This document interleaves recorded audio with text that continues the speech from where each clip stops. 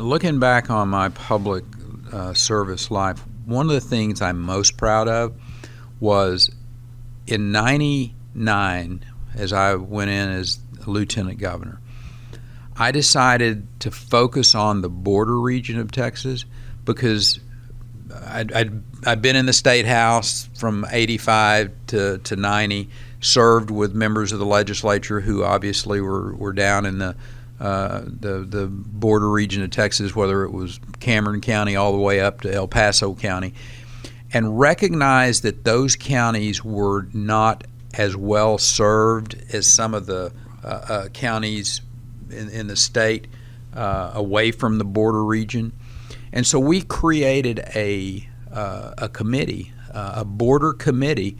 I think Eddie Lucio, who just retired from the Senate after, good Lord, nearly 35 years of House and Senate time, he may have headed it up. But anyway, just beside that point, it really helped people understand that the Valley in particular and El Paso had not been very well served.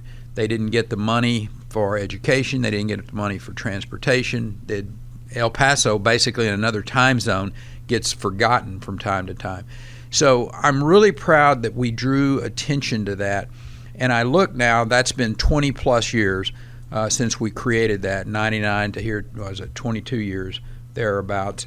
And I see those areas of the state really growing. You got a high Hispanic population there. Their population is growing. Economically, they're growing.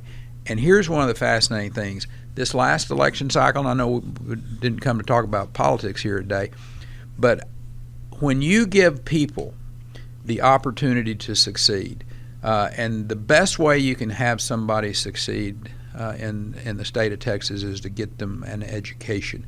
We moved Texas from 2000 to 2010 from 27th in the nation in high school graduation rates to number 2 overall. If you were Hispanic or African American, you were the number 1 in your ethnic group in America in high school graduation. That started really changing a lot of lives all across the state of Texas, but particularly along that border region. I think what you did in that regard showed a lot of foresight, and a lot of people rallied behind you on it. And in 2003 we passed the most sweeping tort reform in the nation, and so they started seeing access to really good quality health care there because they were getting sued so often down there. But anyway, the point is that the dynamic of Texas is changing, obviously demographically as we become more of a minority state, but I think they're becoming, I'll use the word conservative, not Democrat, not Republican. I think they understand that if you won't overtax me, don't overregulate me, don't over-litigate me, and give me a good, accountable public school so I got a skilled workforce, I'll vote for you. Yeah, and I'll move to Texas. There you go. And a lot of people have done that nationwide, especially out of California. Well, think about SpaceX. We recruited SpaceX. They went down to Boca Chica, and they've completely changed that part of the world economically.